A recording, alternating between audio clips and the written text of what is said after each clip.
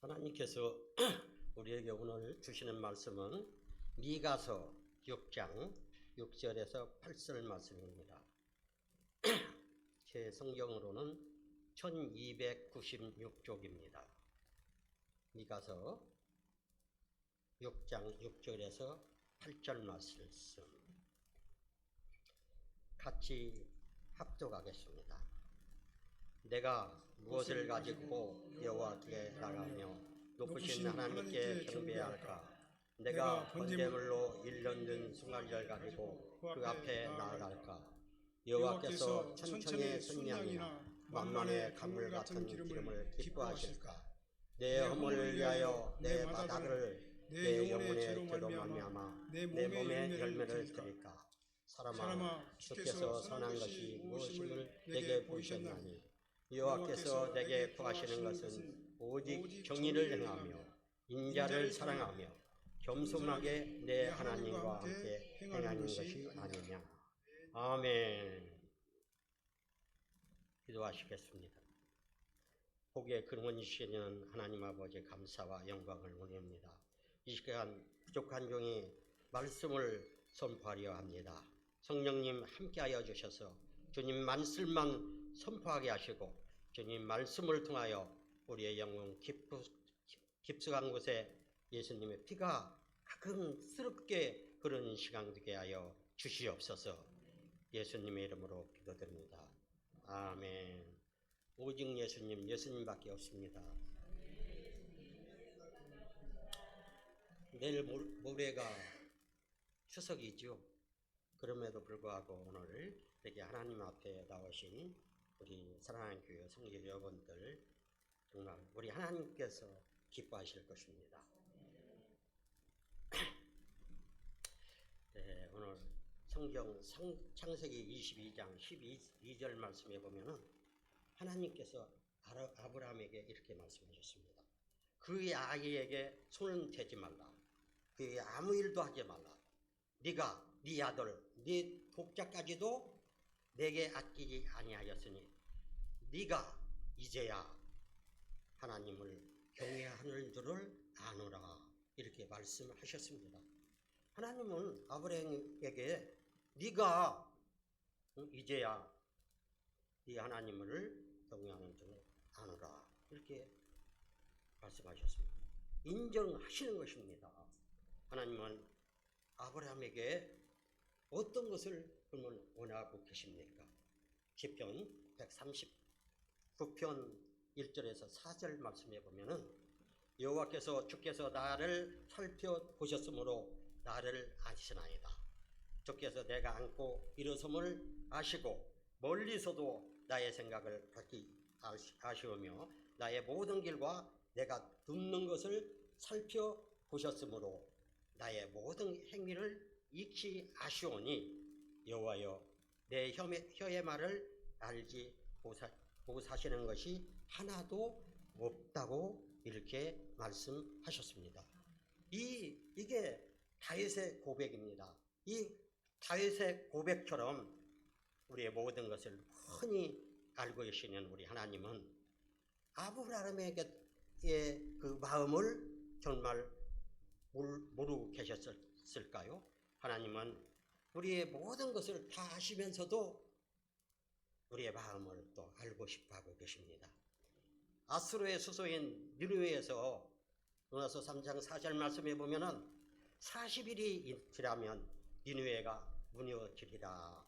이렇게 외쳤던 요나 선지자가 니느웨 백성들과 왕이 통회하고 자복하는 그 모습을 보고 하나님께서 그 니느웨 성을 멸망하지 않겠다고 하시자 이렇게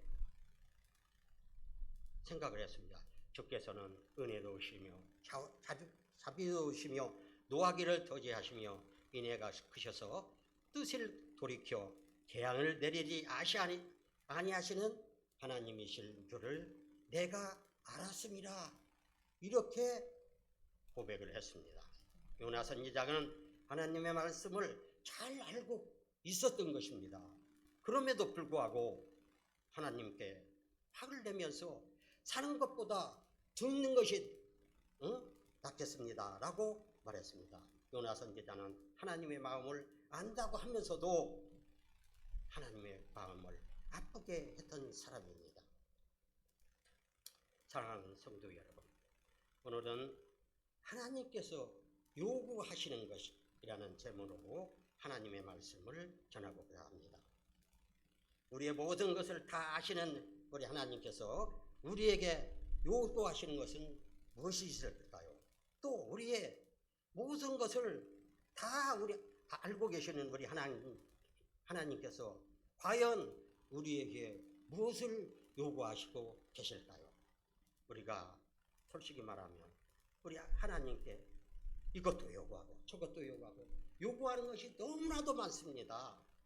이것도 원하고 저것도 원하고 우리가 기도하는 것이 다 우리가 이것 주십시오, 이것 주십시오, 이것 주십시오 다 원한 것 아닙니까? 사실은 하나님 감사합니다. 하나님 감사합니다. 이것도 감사하고 이것도 감사하고 이거 감사하고 이런 마음으로 우리가 기도해야 되는 게 그것이 아니라 우리는 그냥 동전 넣고 버튼을 누르면 무엇이 당하는 것처럼 그저 하나님 앞에서 이것도 주십시오, 저것도 주십시오 이렇게 우리가 기도합니다.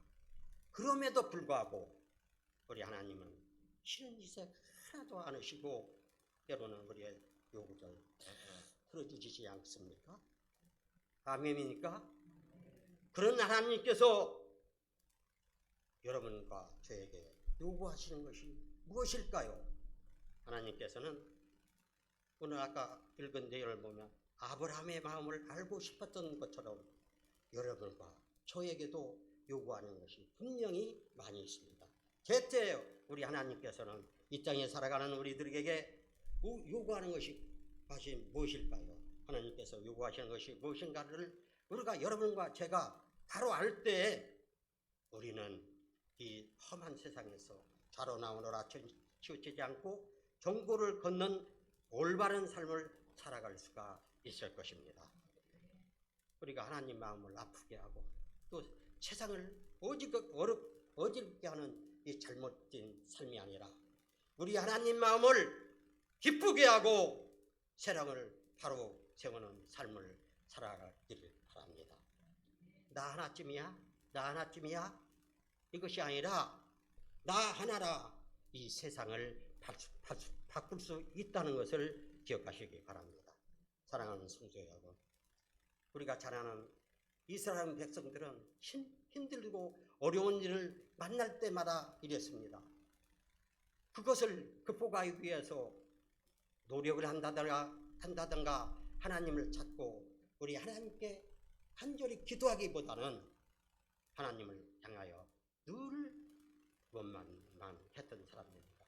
하나님께서 잘 먹고 잘 살고 있는 왜 우리들을 따라와서 괴롭게 하냐고 이렇게 원망도 많이 한 사람들입니다.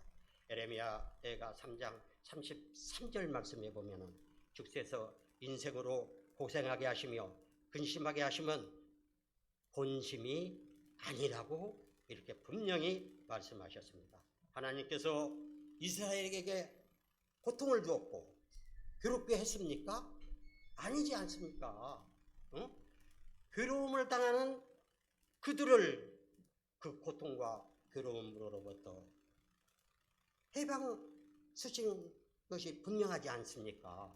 출애굽기 3장 7절에서 8절 말씀에도 보면은 하나님께서 애굽에서 고통당하고 있는 이스라엘 백성들을 보시면서 내가 애굽에 있는 내 백성의 고통을 분명히 보고 그들이 그의 감독따로 말미암아 부르짖음을 듣고 그 근심을 알고 내가 내려가서 그들을 애굽인의 손에서 건져내고 그들을 그 땅에서 인도하여 아름답고 광대한 땅, 젖과 흐르는 땅, 곧 가나안 땅으로 데려가려 하노라 이렇게 말씀하셨습니다. 우리 하나님께서 이스라엘을 괴롭게 하신 것이 아니라 괴로움을 당하고 있는 이 이스라엘을 애굽의 소라구에서 구해주신 것입니다. 아멘입니다. 종살이하는 그들에게 지도자 모세를 보내서 학대와 핍박 속에 살아가는 그들을 구출해 주셨던 것입니다. 광야에 사는 동안 그들을 떠나지 아니하고 그들을 지키게 주고 보호해 주시고 먹여 주시고 그들이 가나안 땅으로 들어갈 수 있도록 신이 인도해 주셨던 것입니다. 우리가 신명기 32장 10절 말씀에도 보면은 모세는 이스라엘 백성들에게 여호와여 그를 황무지에서 짐승이 부르짖는 광야에서 만나시고 보호하시며 자기의 눈동자같이 지키셨더라 이렇게 말씀하셨습니다. 여러분 그렇습니다. 신명기 33장 29절에도 보면은 모세가 이스라엘 백성들을 향해서 이스라엘이요 너는 행복한 사람이로다. 여호와의 구원을 너같이 얻은 백성이 누가 있느냐 이렇게 분명히 말씀하셨습니다. 역대상 4장 10절 말씀에도 보면은 고통 중에 태어난 야백스가 하나님께 주께서 내게 복을 주시려거든 나의 지역을 넓히시고 주의 손으로 나를 도우사 나로 환난을 풀었다. 내게 근심이 없게 하옵소서 이렇게 기도할 때 하나님은 야베스가 구하는 것을 다 허락해 주셨습니다. 무슨 말입니까? 야베스로 하여금 환난을 벗어나서 근심이 없는 삶을 살아가게 해 주셨다는 것입니다. 가끔 저는 이런 생각이 듭니다. 창세기 28장 16절 말씀에 보면 여호와께서 과연 여기 계시거든 내가 알지 못하는도다. 여러분 지금 이 자리에도 우리 하나님께서 임재해 계십니다. 우리가 어디에서 무슨 일을 하든 그곳에서 우리 하나님께서 우리와 함께 하십니다. 그럼에도 불구하고 우리는 그거를 안 계신 양 그렇게 지나버리는 경우가 많이 있지 않습니까? 여러분 이스라엘 백성들이 어떤 사람들입니까? 하나님께서 세우신 택하신 백성이지 않습니까? 하나님으로부터 택함받았다고 고백하고 사랑하는 사람들이지 않습니까? 아브라함의 자손이라고 말하는 사람들이지 않습니까? 그러나 이 모든 것들이 무슨 소용이 있습니까? 하나님이 그들과 함께 계신다는 것을 알지 못하고 하나님의 마음도 제대로 알지 못하는 것을 알지 못한다면 하나님을 전혀 믿지 않는 사람들과 다를 바 무엇이 있겠습니까? 하나님께서 야방 좋아하는 야곱의 품속에 나타나신 이유가 무엇입니까? 야곱을 따라가시면서 그를 괴롭게 하려고 그렇게 나타나셨습니까? 절대로 아닙니다. 정처 없이 홀로 떠나는 야곱과 이 불쌍한 야곱과 동행하시고 하시려고 따라가신 것입니다. 이스라엘 역사를 볼 때 하나님께서 이스라엘을 괴롭게 한 적이 없습니다. 죄송합니다.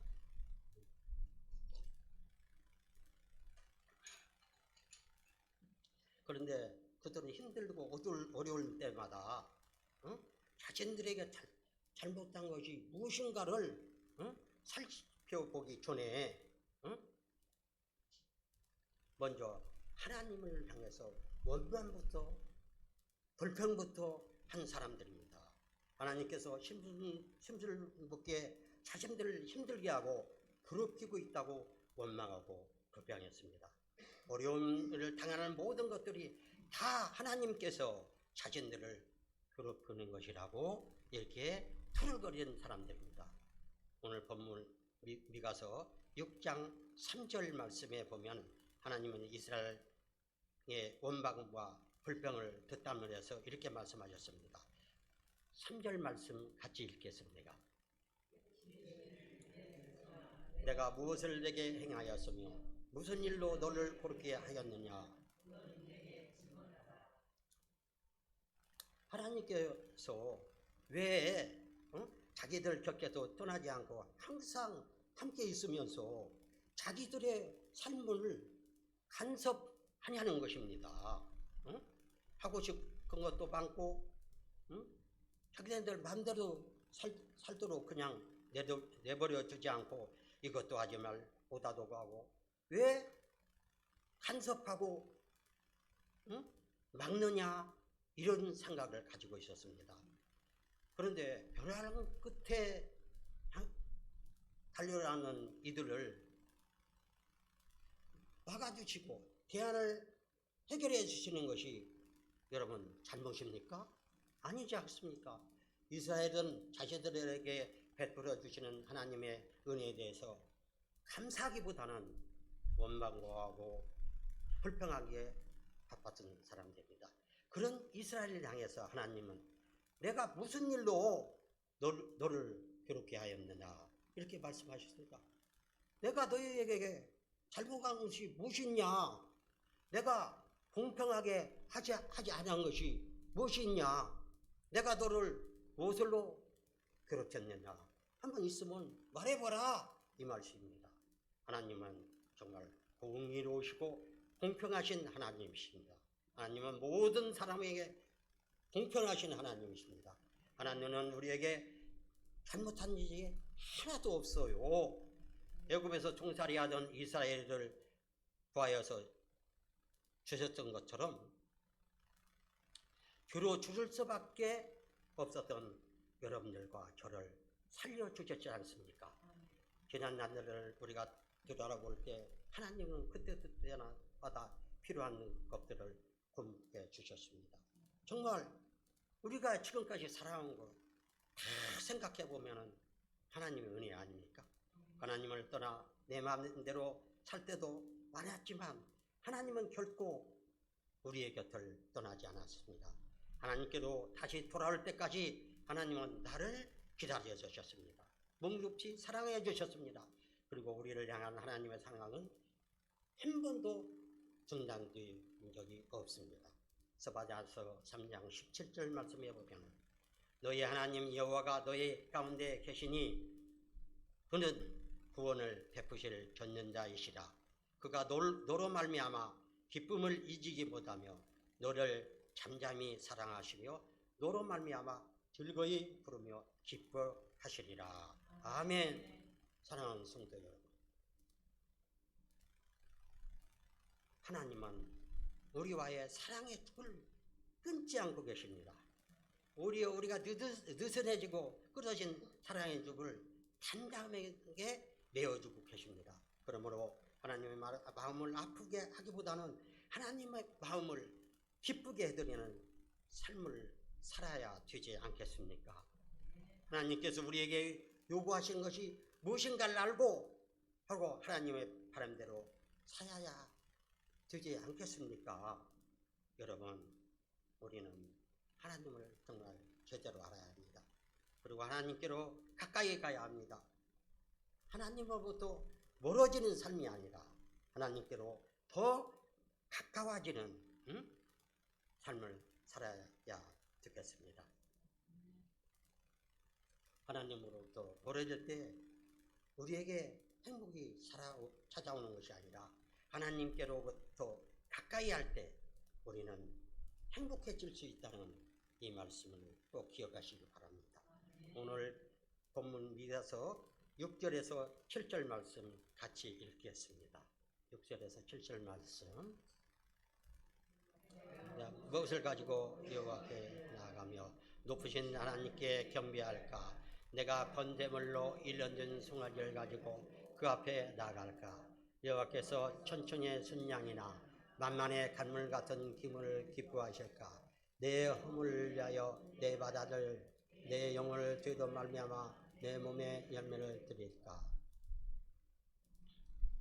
내가 무엇을 가지고 여호와께 나가며 높으신 하나님께 경배할까?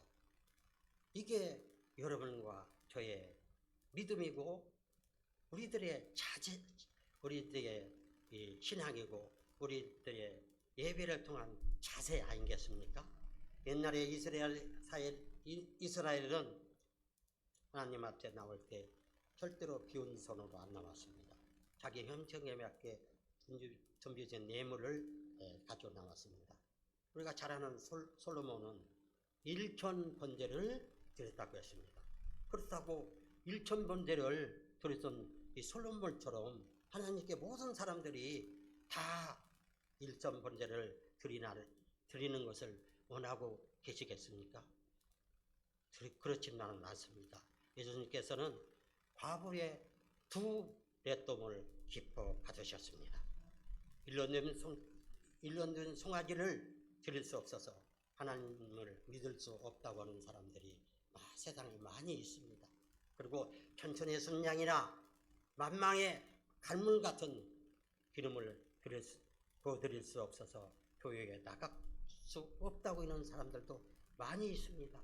돈이 없어서 교회에 못 나온다고 핑계대는 사람도 많이 있습니다. 그러나 이런 송아지를 드리지 않아도 천천의 순양이나 만만의 간물 같은 기름을 드리지 않아도 우리 하나님께서는 여러분과 저를 살아가고 계십니다. 왜냐하면 우리는 하나님의 자녀이기 때문에 그렇습니다. 우리는 하나님의 자녀입니다. 아멘. 그러므로 우리는 세상에 종처럼 살지 말고 자녀들처럼, 하나님 자녀들처럼 우리가 행해야 할 것입니다. 하나님을 위하여 없기를 뭔가를 하고 하는 것이 아니라 자녀로서 우리 하나님의 마음을 정말 기쁘게 해드리고자 하는 마음으로 우리가 살아야 할 것입니다. 창세기 22장 2절 말씀에 보면은 하나님은 아브라함에게 네 아들, 네 사랑하는 독자 이삭을 데리고 모리아 산으로 올라가서 내가 네게 일려준 그 산 거기서 그를 번제로 드리라고 이렇게 말씀하셨습니다. 하나님의 말씀에 순종한 아브라함이 모리아 산에서 이삭을 번제로 드리려고 하자 우리 하나님께서 다급하게 아브라함에게 이렇게 부르면서 이렇게 말합니다. 그 아이 손재지 말라. 그에게 아무 일도 하지 말라. 이렇게 말씀하셨습니다. 그리고 나서 네가 네 아들, 네 독자까지도 내게 아치지 아니하셨으니 내가 이제야 네가 하나님을 경외하는 줄을 아노라. 아멘. 우리가 구약 시대에는 수많은 짐승들이 번제단에 희생되었습니다. 그러나 거기다 다 바쳤다고 해서 그들의 죄가 영원히 없어졌습니까? 이 땅에 오신 예수님께서 우리의 죄와 허물을 위해서 그의 몸을 십자가에 번제물로 드렸던 것입니다. 그래서 이제는 우리가 희생 제물이 필요가 없습니다. 오직 예수님만 우리가 제대로 믿기만 하면 되는 것입니다. 히브리서 4장 16장 보면은 히브리 기자는 그러므로 우리는 긍휼하심을 받고 때를 따라 돕는 은혜를 얻기 위하여 은혜의 보좌 앞에 담대히 나아갈 것이라 이렇게 말씀하셨습니다. 더 이상 이제는 짐승 같은 것 잡을 필요가 없습니다. 우리가 예수님만 믿고 우리 하나님 앞에 나오기만 하면 되는 것입니다. 오늘 본문 미가서 8절 말씀 한번 다시 읽겠습니다. 사람아 주께서 선한 것이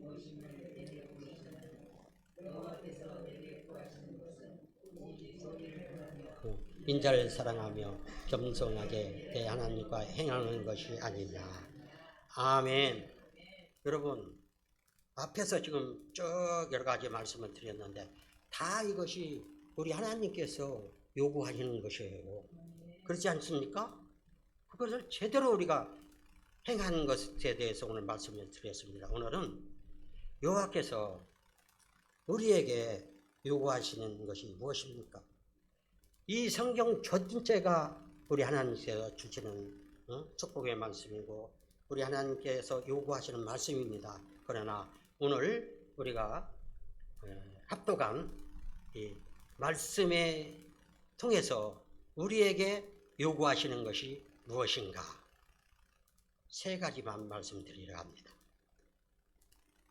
첫째는 오직 정의를 행하는 것입니다. 공정한 판결을 행하여 우리가 정직하게 살아라는 이야기입니다. 우리는 세상에 살면서 정직하게 살아야 합니다. 그리고 성실하게 열심히 일한 사람이 그에 합당한 대가를 얻고 그것을 누릴 수 있는 사회가 되어야 하는 것입니다. 누군가에게 해를 끼치는 삶이 되어서는 절대로 합니다. 속고 속이는 삶이 되어서는 안 될 것입니다. 이 정의라는 것은 모든 사람에게 공평한 것이 아닙니다. 내 편이 유리한 것만이 정의가 아닙니다. 네가 말한 행동은 그 어떤 말이거나 행동이거나 정의로운 것이고, 응?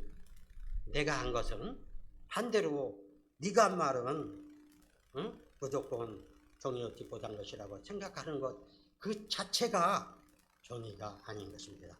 아모스 5장 24절 말씀에 보면은 하나님께서 오직 정의를 불같이 공의를 빠지지 않는 강같이 흐르게 할지어다. 아멘. 아모스 5장 14절에도 보면은 너희는 살려면 선을 구하고 악을 구하지 말라고 했습니다. 그리고 15절 말씀에도 보면은 너희는 악을 미워하고 선을 사랑하며 성문에서 정의를 세울지어다. 이렇게 말씀하셨습니다. 오늘 이 본문 말씀 나온 이 아모스 선지자는 단 말씀을 많이 하셨지만 무엇보다도 정의를 많이 외친 선지자입니다. 아모스에서는 정의에 대한 말씀이 많이 나와 있습니다. 아모스 5장 22절에 보면 하나님께서 너희가 내게 번제나 소제를 드릴지라도 내가 받지 아니할 것이요 너희의 살찐 희생의 화목제도 내가 돌아보지 아니하리라. 이렇게 말씀하셨습니다.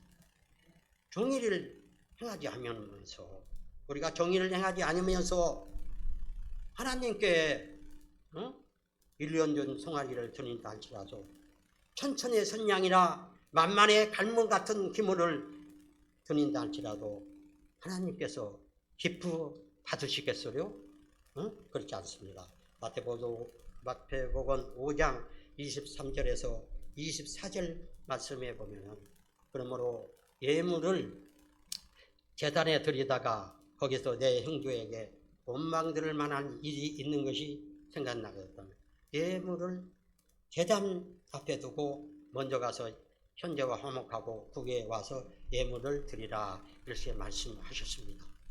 우리가 하나님 앞에 나와 예배 드리는 것도 중요하지만 우리의 일상생활에서 정직하게 사는 것도 매우 중요한 것입니다. 정직하고 성실하게 하는 것 바로 그것이 정의를 행하는 삶이라는 것을 알아야 하고 하루하루 정말 정직하게 성실하게 살아갈 수 있는 우리 사랑하는 교회 성도 여러분들이 다 될 수 있기를 주님의 이름으로 축원합니다. 하나님께서 우리에게 요구하시는 것 바로 그것은 우리가 이 세상을 사는 것보다 정직하고 성실하게 살아가라고 하는 것입니다. 우리가 둘째로 생각할 것은 인자를 사랑하는 것입니다. 인자를 사랑합니다. 다른 사람들에게 친절히 베풀고 온유하게 대하는 말입니다. 히브리서 13장 16절 말씀에 보면은 오직 선을 행함과 서로 나눠주기를 잊지 말라. 하나님은 이 같은 제사를 기뻐하시니라. 아멘.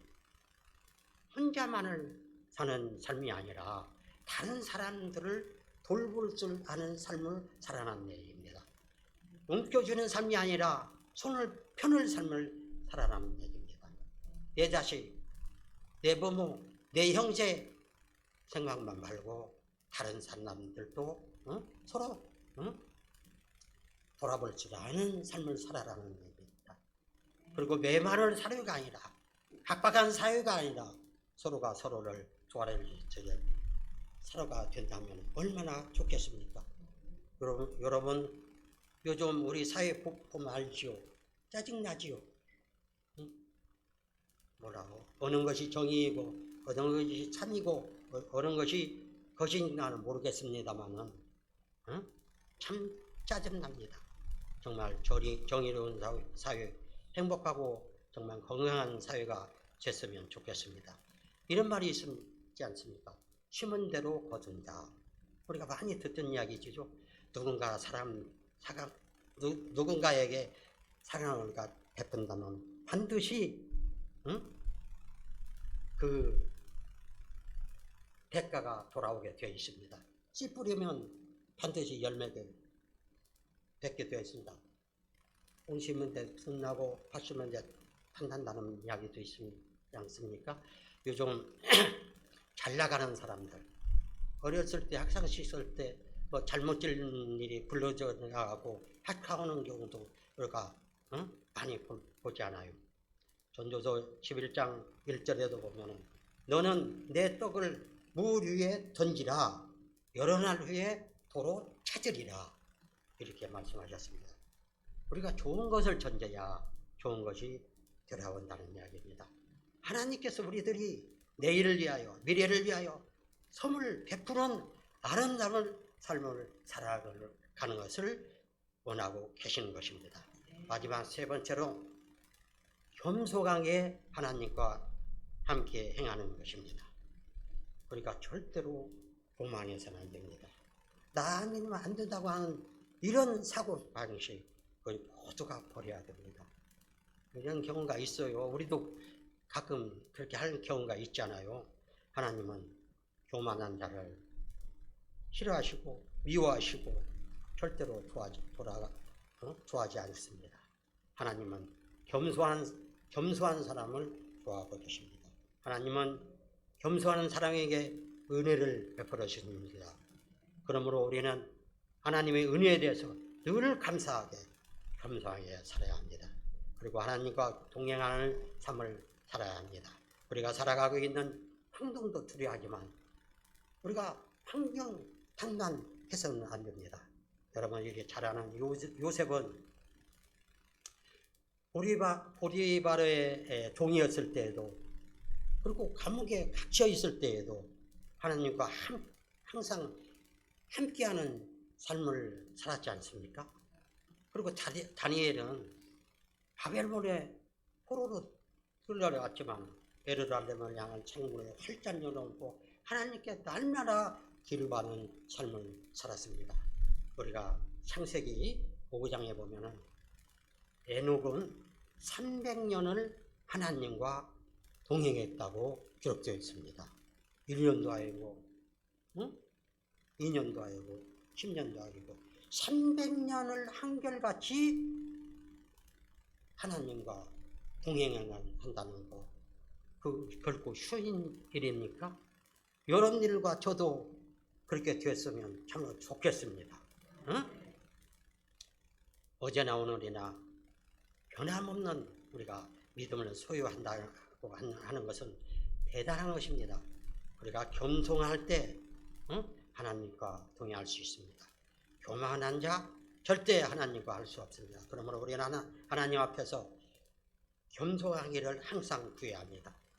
겸손하게 하나님과 동행할 때 어떤 고난이 우리 앞에 와도 어떤 시험과 유혹이 와도 다 물리치고 승리하게 될 줄로 믿습니다.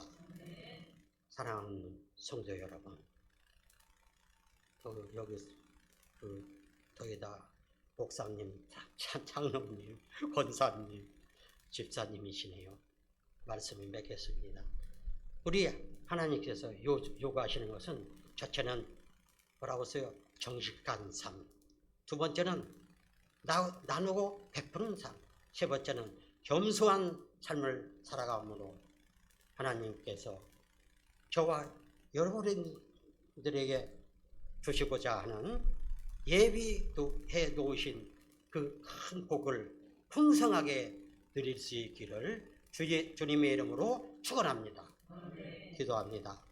사랑과 은혜가 풍성하신 하나님 아버지, 오늘 또 말씀을 통해서 하나님이 원하시는 것이 무엇인지 알게 하시니 참으로 감사합니다. 하나님 아버지, 주님이 원하는 삶을 살기를 원합니다. 연약한 저희들 긍휼히 여겨 주시옵소서. 이 세상을 살아가는 동안 넘어지지 않도록 주님의 능력의 손으로 붙들어 주시옵소서. 오직 정의를 행하며 다른 사람들을 사랑하며 겸손하게 하나님과 함께 행하고자 하오니 우리를 붙들어 주시옵소서. 예수님의 이름으로 기도합니다. 아멘.